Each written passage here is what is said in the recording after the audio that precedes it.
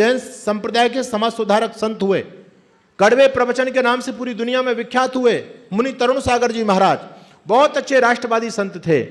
उन्होंने जयपुर की आरएसएस की सभा में, जहां पर लगभग 10,000 लोगों की उपस्थिति थी, विजयदशमी के कार्यक्रम में उन्होंने भरे मंच से एक बात कही, अगर कृष्ण के चरित्र को जीवन में अपनाओगे तो सिर पर इतने जूते पड़ेंगे, एक बाल भी नहीं बचेगा।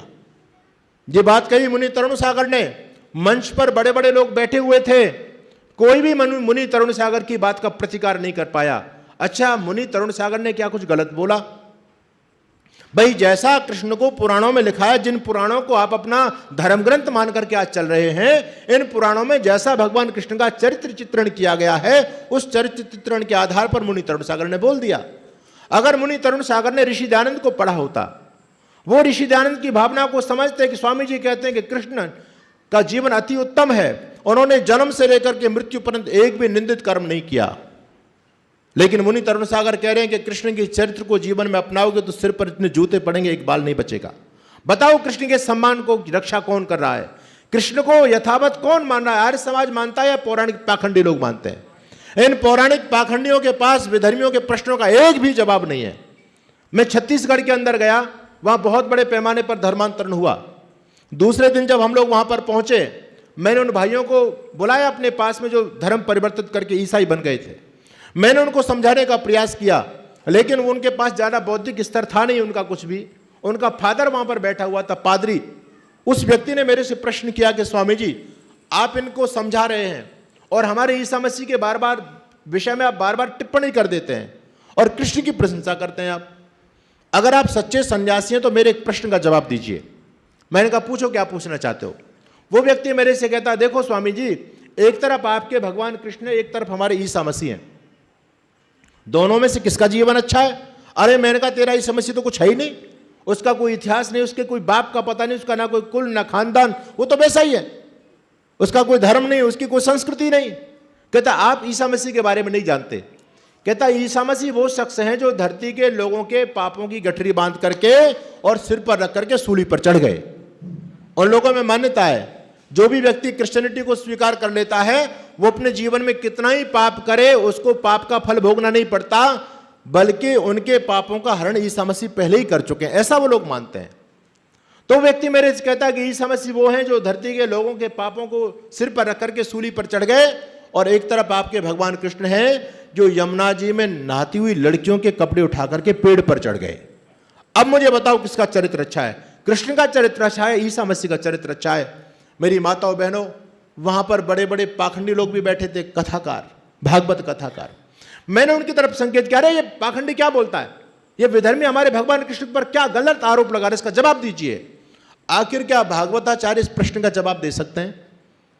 अरे भगवान कृष्ण को ये चीर हरण लीला में लिखा है, नहीं लिखा भागवत के अंदर? भगवान कृष्ण को चोर किसने साबित किया? मुसलमानों ने साबित किया, ईसाइयों ने साबित किया, या हमने साबित किया है? हमारे यहाँ एक धर्म ग्रंथ है जिसका नाम है विष्णु सहस्त्र नाम। भगवान कृष्ण के, भगवान विष्णु के 1000 नाम उसमें गिनाए गए। उसमें जानते हो नाम क्या है? चोर जार शिखामणि लिखा है। चोर यानी चोर और जार यानी व्यभिचारी लोगों का शिखामणि यानी सरदार कौन? भगवान कृष्ण। भगवान कृष्ण को व्यभिचारी कौन घोषित कर रहा है? हम लोग घोषित कर रहे हैं। भगवान कृष्ण को चोर घोषित कौन करता है? हम लोग कर रहे हैं। अरे दूसरी तरफ उन विधर्मी लोगों को देखो। अभी कुछ समय पहले नुपुर शर्मा ने एक बयान दे दिया था। वो बयान कुछ गलत नहीं था, वो यथावत बात थी, लेकिन उन लोगों ने को सच्चाई की बात भी नहीं पचा पाए वो लोग, क्योंकि वो जानते हैं कि चाहे हमारे पैगंबर ने ऐसा आचरण कर दिया 6 साल की आयशा के साथ में, उन्होंने निकाह भले कर लिया, लेकिन आज के समाज के हिसाब से वो ठीक नहीं है। वो सही बात को भी नकार रहे हैं, क्योंकि उनके मोहम्मद की इसमें तौहीन होती है। और हम ऐसे बेवकूफ लोग हैं जो हमारे भगवान कृष्ण का ऐसा कोई चरित्र रहा ही नहीं है, और हम कृष्ण को चोर साबित कर रहे हैं, हम कृष्ण को व्यभिचारी साबित कर रहे हैं, हम कृष्ण को लंपट साबित कर रहे हैं। शर्म नहीं आती लोगों को? कैसे कैसे गंदे गीत बनाए हुए हैं। रात शाम सपने में आगे दहिया पी के सर, रात शाम ने मेरी चुनरी पकड़ी, चुनरी होगी फर, ये चल रहा है। यानी हिंदू ऐसा बेवकूफ प्राणी धरती पर जो अपने महापुरुषों को खुद बदनाम करता है। ऐसी बेवकूफ जाति दूसरी आपको नहीं मिलेगी। अभी हनुमान जयंती गई, हनुमान जी को क्या मानते हैं हम लोग? बंदर।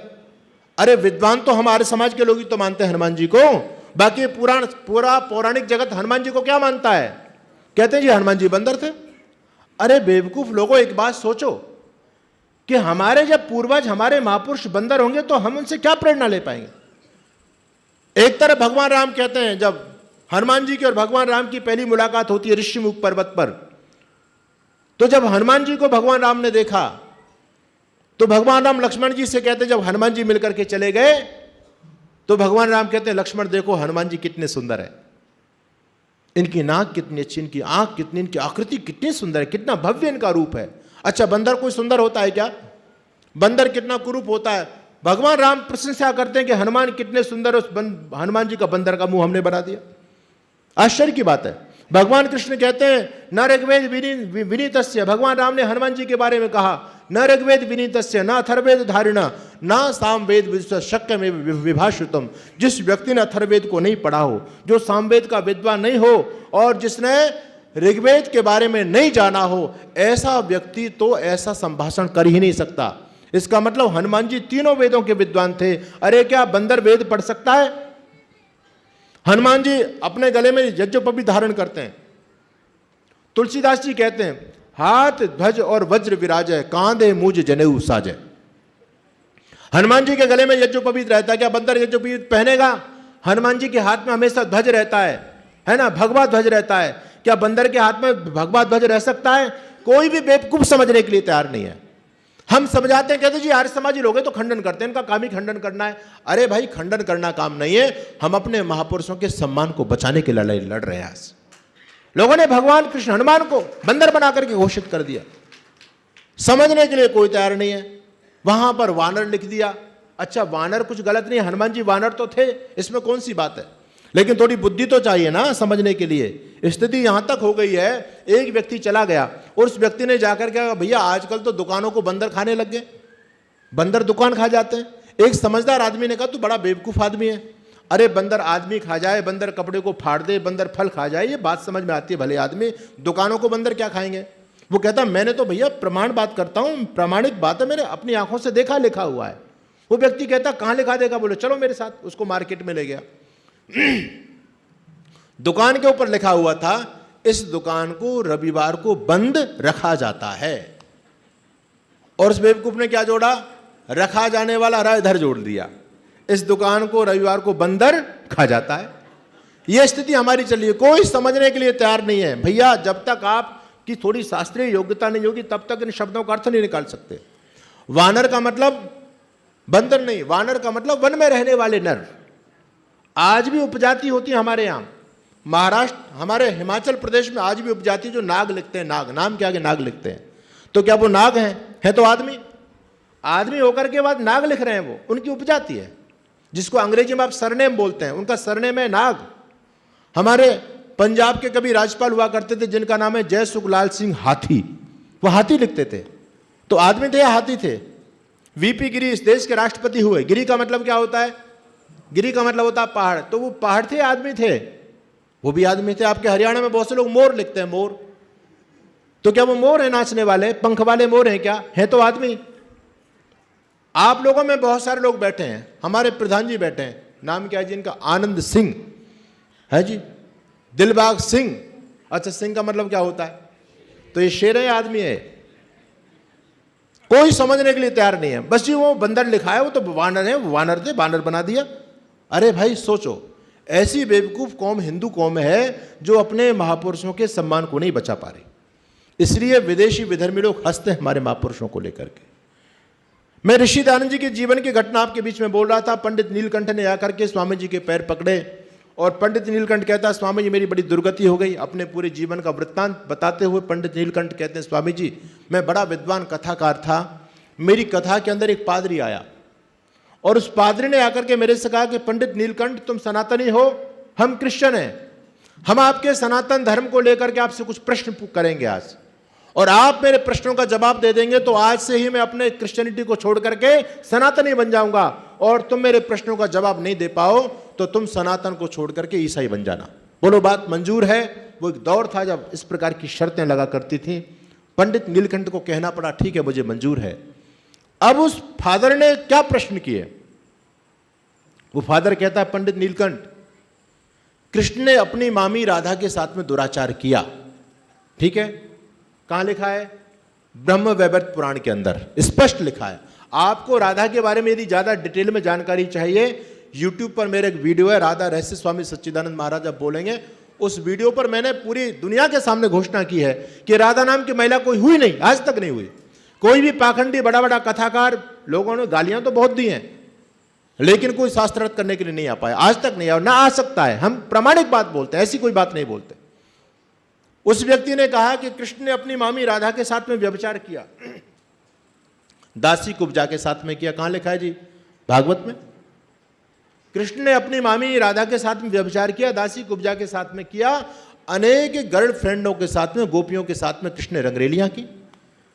हम इस षड्यंत्र को समझना नहीं चाह रहे। आज हम कहते हैं वो तो गोपियां थी, वो भगवान कृष्ण की, और हमारे बहुत सारे संत महापुरुष भी गोपियां रख रहे थे, आज जेल में दंड पेल रहे हैं वो लोग। वो भी कहते थे कृष्ण रखते तो हम भी रखते हैं, क्या दिक्कत है? आपको जानकारी होनी चाहिए, इस देश के अंदर एक बेहुदा कानून पारित किया गया। कानून का नाम है live in relationship. Live in का मतलब क्या है? बिना शादी किए हुए लड़का लड़की साथ साथ रह सकते हैं, सारे कुकर्म करेंगे, बच्चे भी पैदा कर लेंगे, लेकिन बिना शादी के कर सकते हैं। यह वैधानिक मान्यता सुप्रीम कोर्ट ने आजकल दे दी है हमारे देश में। जब यह कानून जज हमारे देश पर बना रहा था, थोप रहा था इस कानून को, तो वहां बहस चली। वकील ने पूछा कि जज महोदय, आप भारत की संस्कृति को नहीं जानते। अरे हमारे यहां तो कहा मातृवत परदारेशु, दूसरे की मां बहन बेटी हमारी बहन बेटी के रूप में हम देखते हैं, यदि हमसे बड़ी है तो मां के रूप में हम उसको देखते हैं, बराबर की है तो बहन का दर्शन करते हैं, छोटी है तो पुत्रीवत हम उसको मानते हैं। और भारत की संस्कृति में आप कितना बेहुदा कानून बनाना चाहते हैं, बिना शादी के लड़का लड़की साथ साथ रह सकते हैं, यह कैसे संभव हो सकता है? जज ने कहा कि तुम अपनी संस्कृति की दुहाई मेरे सामने दे रहे हो, लेकिन महोदय तुम भारत की संस्कृति को जानते ही नहीं हो। मैं कोई नया कानून नहीं बना रहा हूं इस देश में, यह कानून तो बहुत पहले से चलता आया है। बोले कैसे? बोले ये बताओ, भगवान कृष्ण की पत्नी का नाम तो रुक्मणी था, भगवान कृष्ण राधा के साथ में रहते थे या नहीं रहते थे? राधा कौन थी? राधा भी तो उनकी गर्लफ्रेंड थी। राधा के साथ भगवान कृष्ण ने कोई शादी थोड़ी की, शादी तो रुक्मणी के साथ की, और अनेक गोपिकाओं के साथ में भगवान कृष्ण रहते थे। तो जब आपके भगवान कृष्ण बिना शादी किए लड़कियों के साथ में रह सकते हैं, तो आज का कोई नौजवान यदि लड़का लड़की साथ साथ रहना चाहते हैं तो तुम्हारे पेट में क्यों दर्द होता है? ये बेहुदा कानून इस देश में पारित किया गया, और आज ये लिव इन का कानून हमारे देश में चलता है। वो पाखंडी विधर्मी पंडित नीलकंठ से प्रश्न करता है, कहता है कृष्ण ने अनेक गोपियों के साथ में रंगरेलियां की, ब्रह्मा जी ने अपनी दोनों पुत्रियों के साथ में व्यभिचार किया, और गौतम ऋषि की पत्नी अहिल्या के साथ में इंद्र ने दुराचार किया। पंडित नीलकंठ, आपका इन प्रश्नों का आपके पास क्या जवाब है? पंडित नीलकंठ क्या जवाब देंगे? भाई उस व्यक्ति ने गलत तो कुछ भी नहीं बोला, जो जैसा भी तुम जिनको अपना धर्मशास्त्र आज मानते हो, उन धर्मशास्त्रों में जैसा लिखा वैसा उसने बोल दिया, प्रमाण दे रहा वो व्यक्ति। अब पंडित नीलकंठ इन सारे शास्त्रों को यथावत मानते थे। पंडित नीलकंठ पर कोई जवाब नहीं बना, पंडित नीलकंठ मौन हो गए। और जब पंडित नीलकंठ मौन हो गए तो उस फादर ने कहा, पंडित नीलकंठ मौन होने से बात नहीं बनेगी, हमने पहले प्रतिज्ञा की है, पहले शर्त रखी है, अगर तुम मेरे प्रश्नों का जवाब नहीं दे पा रहे तो तुमको अपना सनातन छोड़ करके ईसाईयत को स्वीकार करना पड़ेगा। पंडित नीलकंठ ईमानदार व्यक्ति था, पंडित नीलकंठ ने ईसाईयत को उसी दिन स्वीकार किया।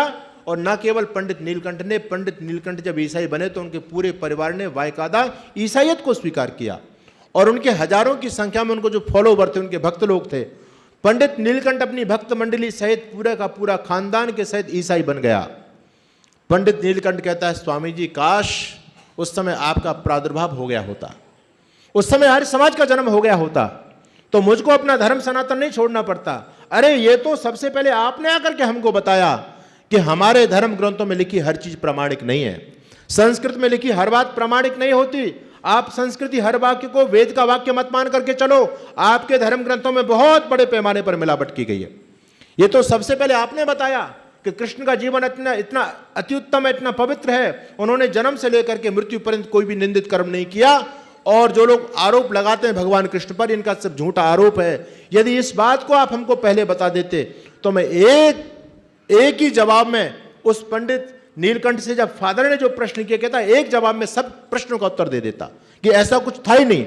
हमारे ऋषि महर्षियों का जीवन बड़ा उत्तम है, बड़ा पवित्र है, उन्होंने जीवन में कोई भी निंदित कर्म नहीं किया। तो पंडित नीलकंठ कहते हैं, यदि आपका प्रादुर्भाव पहले हो गया होता तो मुझे ईसाई नहीं बनना पड़ता। यह काम ऋषि दयानंद ने किया है। अगर ऋषि दयानंद इस धराधाम पर नहीं आते, आज जो रामकृष्ण के वंशज अपने आप को कहला रहे हैं, भले ही आज ऋषि दयानंद को लोग गालियां देते हैं, ऐसे मूर्ख लोग आज भी धरती पर बहुत है। अंदर अंदर ऋषि दयानंद को कोसते रहते हैं, स्वामी दयानंद ऐसा था। अरे भले ही तुम धन्यवाद करो ऋषि दयानंद का। आज तुम हिंदू कहला रहे हो तो स्वामी दयानंद की कृपा से कहला रहे हो। अगर स्वामी दयानंद जी महाराज नहीं आते तो हिंदू खत्म हो गया होता, या तो हम ईसाई बन गए होते या मुसलमान बन गए होते। रामकृष्ण के वंशज आज धरती पर जीवंत हैं, सनातन परंपरा को मानने वाले लोग बचे हुए हैं। ये आर्य समाज और ऋषि दयानंद की कृपा से बचे हुए।